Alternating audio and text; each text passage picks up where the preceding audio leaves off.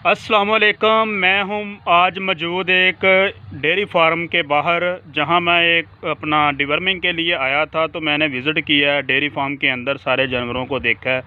तो मैंने कुछ ऐसी चीज़ें देखी हैं कि जो डेयरी फार्म के बिल्कुल ही ख़िलाफ़ हैं, कि उनके असूलों के मुताबिक नहीं हैं। तो जानवरों की जो डिवर्मिंग तो एक ज़रूरी होती है, वो चाहे घर में हो या अपना डेयरी फार्म में हो। लेकिन कुछ बुनियादी असूल होते हैं डेयरी फार्म के, जो अगर आप कर लेंगे तो आपका डेयरी फार्म, आपका कारोबार वो मुनाफे में जाएगा। अगर आप उनको नहीं कर पाते तो वो आपका कारोबार नुकसान में जाएगा, डेयरी फार्म जो है ना आपका खसारे में जाएगा। तो एक छोटा सा, इतना छोटा भी नहीं है और बहुत ज़्यादा बड़ा भी डेयरी फार्म नहीं है, जहाँ पर मैं इस वक्त उसके बाहर मैं खड़ा हूँ। तो मैंने जो चीज़ें देखी हैं कि इनकी जो ये डेयरी फार्म के जानवरों की जो ज़रूरियात पूरी नहीं है, तो ये कुछ इनको करना चाहिए और ये नहीं करना चाहिए। उनसे भी मेरी बात हुई है, तो मैंने सोचा कि क्यों ना आपसे भी मैं शेयर करूं कि इस तरह की गलती आपने नहीं करनी। जो डेयरी फार्म की कारोबार करना चाहते हैं या जो कर रहे हैं, तो अगर ऐसी वो गलती कर रहे हैं तो हरगिज़ ना करें, क्योंकि वो दूध और गोश्त की पैदावार में कमी का सबब बनती है। तो चलिए आज आपको मैं डेयरी फार्म का विज़िट भी कराता हूँ और बताता हूँ कि ये कौन सी गलती कर रहे हैं जिसकी वजह से। तो अगर मेरी वीडियो ये पसंद आपको आए तो लाइक कर देना और मेरे चैनल को सब्सक्राइब कर देना, ताकि आने वाली आपको वीडियो मिल सके। तो चलें बग़ैर वक्त ज़ाया किए डेयरी के अंदर चलते हैं और देखते हैं, भैंसों का भी मुआयना करते हैं और साथ डेयरी फार्म में आपको लेकर चलता हूँ और आपको बताता हूँ कि ये कौन सी ऐसी बात है जो ये मिस कर रहे हैं। तो जी नाज़रीन, मैं इस वक्त डेयरी फार्म के अंदर मौजूद हूँ। ये आप देख सकते हैं कि ये जितनी माशाल्लाह ये 35 से 40 भैंसें हैं और इनमें तकरीबन 2 गायें हैं। तो ये आप देख रहे हैं कि ये जितनी भी भैंसें हैं ये सारी बंधी हुई हैं। बांध के रखने से जानवर की कोई और एवरेज होती है दूध और गोश्त में, और जबकि अगर इसको आज़ाद कर दिया जाए तो उसके दूध और गोश्त की पैदावार में बहुत ज़्यादा, बग़ैर वनडे के, बग़ैर किसी खल चोकर के भी आप उसके दूध और गोश्त में इजाफ़ा कर सकते हैं। उसकी वजह यह है कि इतना ख़र्चा करने के बावजूद भी इन्होंने लाखों रुपया लगाया भैंसों पर माशाल्लाह, और बिल्डिंग भी तैयार की है। उस पर भी ज़ाहिर बात है कि इनके काफ़ी सारे पैसे लगे हैं। इतनी खुशादा बिल्डिंग बनाने के बावजूद भी अगर आप इनको बांध के रखते हैं और चारा डालते हैं, बांध के चारा डालते हैं, तो पानी जब आपने पिलाना है तो मैंने देखा है इनके भैंसों से तकरीबन ये काफ़ी मीटर दूर है जो पानी का बंदोबस्त है। तो इनका एक आदमी अगर 30 से 35 भैंसों को पानी पिलाना शुरू कर देगा तो एक भैंस 10 मिनट भी लेगी तो फिर भी काफ़ी सारा वक्त, 1 घंटा डेढ़ तकरीबन जो है ना वो लग जाएगा। दूसरी बात ये है कि अगर एक जानवर जो को प्यास की शिद्दत इस वक्त ज़्यादा है, किसी को कम है, तो आपको वो बेज़बान है, वो ये तो नहीं बता सकता कि मुझे इस वक्त बहुत ज़्यादा प्यास लगी हुई है या नहीं लगी हुई, या मुझे भूख लगी हुई है। तो जब आप जानवरों को बांध कर रखेंगे तो वो आपके पाबंद होंगे।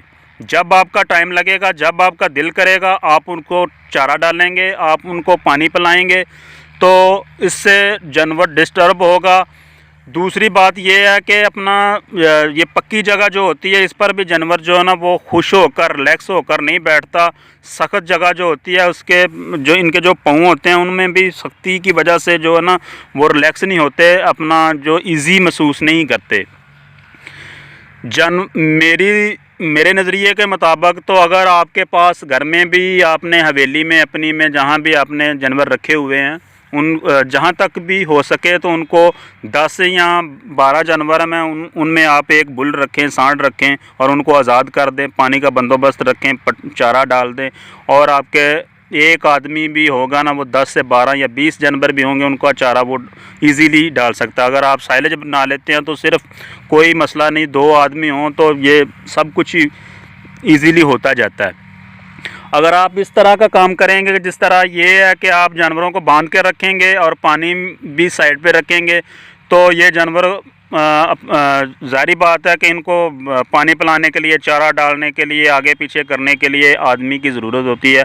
तो आपको मुलाज़म भी ज़्यादा रखने पड़ेंगे और आपका ख़र्चा बढ़ेगा।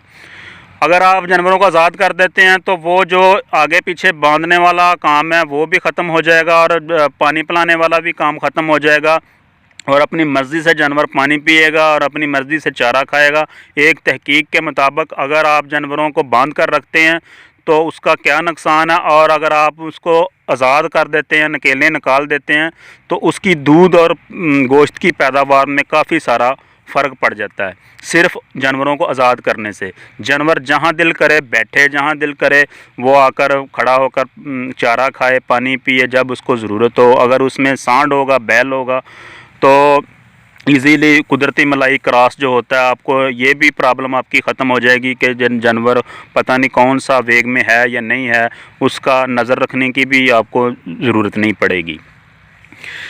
तो ये मैंने देखा, नोट किया इस डेयरी फार्म पर कि ये लोगों ने इन जानवरों को बांध के रखा हुआ है।